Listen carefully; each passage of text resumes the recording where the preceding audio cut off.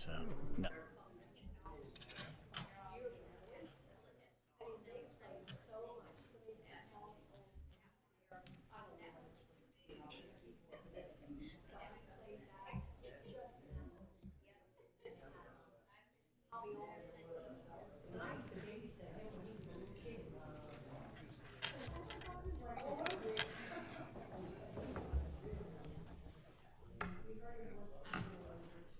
Live all the time?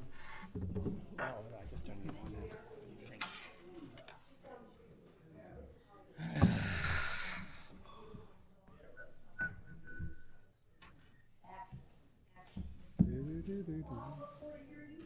You going to Little Creek's thing at Lipset? I haven't decided yet. I think I probably will. They, Little Creek at Lipstick. yeah, they didn't have it last year I've got Magnolia at Harrington Saturday. Oh, really? because they had they did their 100th year celebration or something. So, Oh, yeah. yeah. I think we all sent something to Kelly about Boy Felton's- Scouts. No, Felton's fish clubs and all that. I didn't get that. I didn't get that. No.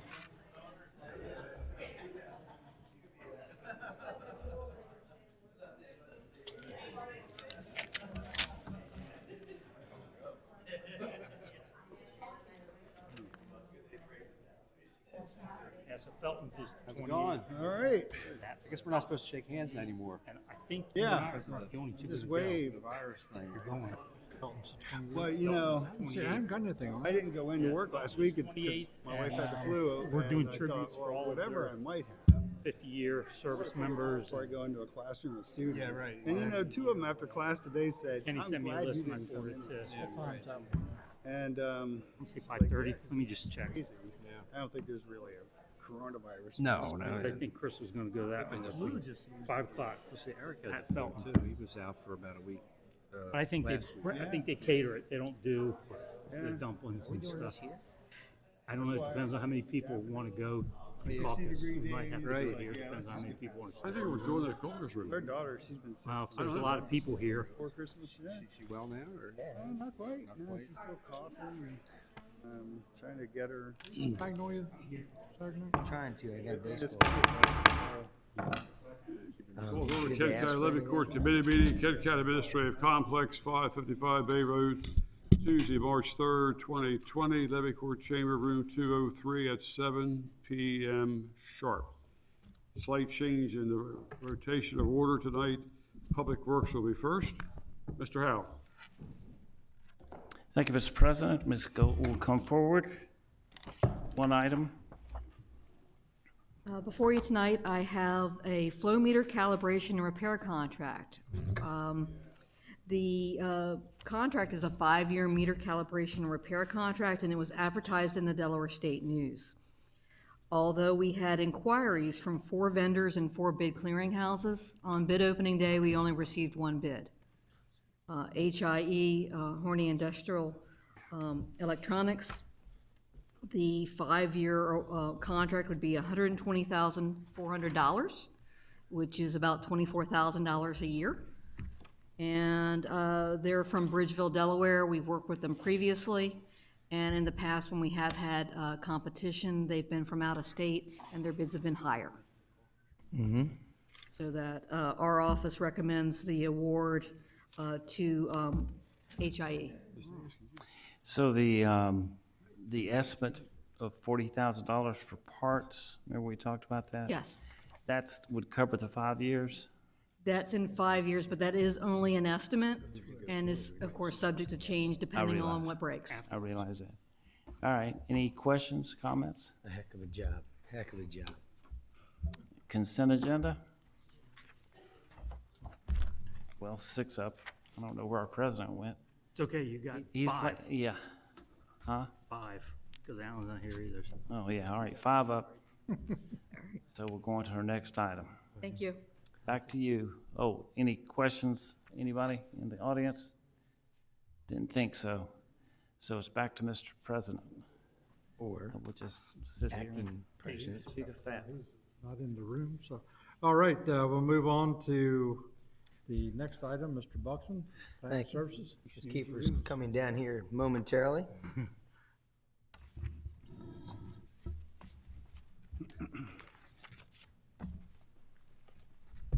Thank you, Mr. Buxton. Thank me. Terry Pepper stepped in and excelled. Oh. Handled it. Good evening, Commissioners. What's before you tonight is draft ordinance LC 2002, referencing accessory dwelling units. The county has allowed accessory dwelling units for some time. And then several years ago, it was amended to allow for accessory cottages as well. But when that amendment was adopted, what was contemplated is cottages within other accessory buildings, sort of an apartment on the second floor of a garage. So it doesn't allow for standalone. And what we're hearing from people is very often what they would prefer is a small standalone structure, dwelling unit. So this ordinance does some cleanup work, but primarily it allows for an accessory dwelling unit, an accessory cottage, standalone house, not to exceed 800 square feet. And it also, when the amendment was done in 2009, it sort of scaled the allowable size for an accessory apartment. And that's caused some confusion. It's made it difficult for people to design. So what we're actually proposing is to go back to what the rule actually used to be, which is simply 50% of the existing principal structure can become an accessory apartment. So those are the two primary changes. I'm happy to answer any questions you might have. Mr. Sweeney? Thanks, sir. So Sarah, the ordinance addresses Echo? No. Does not address Echo Echo units? is a separate code section Okay. altogether. But that's still allowable under that part of the code? It doesn't touch it at all. Okay. And what about the new container homes? That doesn't have to be addressed in zoning. That's simply a structure. As long as it is designed in accordance with the International Residential Code, you can have one. Okay, perfect. Is there any land requirement? Land, like the size of the parcel? You'd have to meet the existing area and bulk regs, so you've got to be cognizant of impervious cover, you've got to meet setbacks. Right. But there's not a minimum acreage. Okay, thank you. Any other comments from any other commissioners? No? Ms. Keefe, I think it's a welcome addition. Anytime we can make a change, that addresses a need, especially maybe for some individuals who need this. It's always a good time. This will make it simpler for the people who apply for these. Sure. So, not much else to talk about then, other than all in favor, raise your hand. Let's go to a public hearing then, correct? It has to go through Planning Commission, so you'll see it on your schedule likely in April. Sure. Okay. Super. Thank you. Thank you. Now, are there any public comments from anybody who wants to speak on behalf of this legislation? Come on down to the podium. Welcome back. I don't know, do I have to be formal here? No. Oh, you're good. Name, address, all that good stuff? Name and address is good. My name is Tyler, and I actually used to work for the planning office. I live at 8 Riverton Lane, Viola, so Commissioner Sweeney is my commissioner. I actually reached out to him because we have a kind of unique scenario. I guess it's not really that unique from what I'm hearing from when I worked here. Kind of what Ms. Kiefer said is that our problem, I guess our issue that we're running into is that the current code allows for us to have a finished area within a detached building, but we don't have the need for a detached building. But we do have a son on the autism spectrum. So for that, we kind of built into our plan, long scheme of things, we want to have a place for him to transition on our property. So he has a place of his own, but he doesn't necessarily have to be out in the world until he's prepared for that, until he feels ready to do that. So we want to kind of give him like a transitional living. So that's kind of why we approach you guys. So I appreciate your consideration. So Tyler, your situation, you said it's unique, but in your experience with other families, it's not really unique with those families that have children like yours, right? Right. We have, I mean, we don't have, we were given land when we moved to Delaware, so we didn't come here looking for our house. We were given land, we built from the ground up, so we didn't build buildings that we didn't need. So it wasn't like we moved into a house that had an existing garage. And a lot of times, you know, people that come, or that I used to deal with when I worked here, that would say, I have a detached building, so I guess I can make that work. But our scenario wasn't that, so it was either, if we go by the current code, we're basically gonna be building a building that we don't necessarily need part of it. So if we did that, it kind of felt weird to us to say, okay, well, now we have to build a building just for a garage that nobody's ever gonna use. So it wasn't unique, but, you know, I guess people that are building houses are gonna be in that same scenario where if they have somebody that they need to have that cottage there forever, in case they do go away and then they come back, which unfortunately happens a lot with our kids on the spectrum.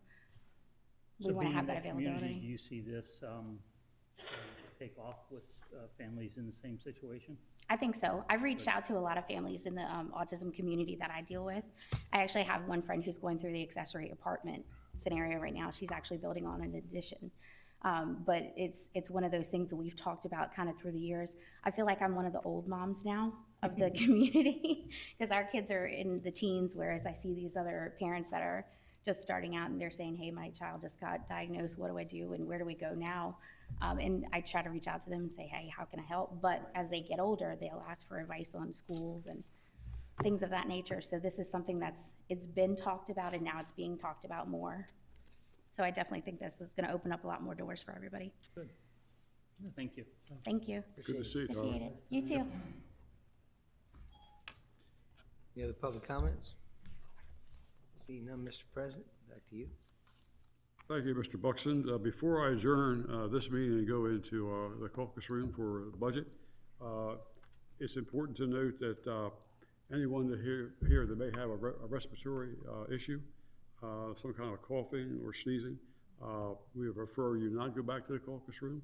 But if you have none of those issues, you're welcome. We're a very transparent government, so we're going back to the caucus room and discuss the budget. So with that being said, we're adjourned.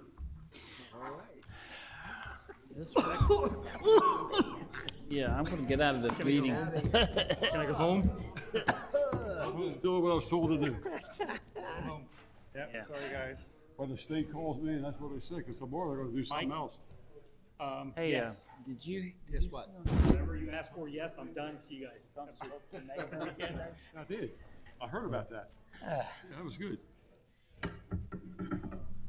Hey, Bucky. Hey, did you get to go see Trump today with Mike? What's that? I could have said. I saw that. HIV horn. I saw it said HIV horn. I went, wait, it's HIV horn. What does that mean? Well, there's one setback.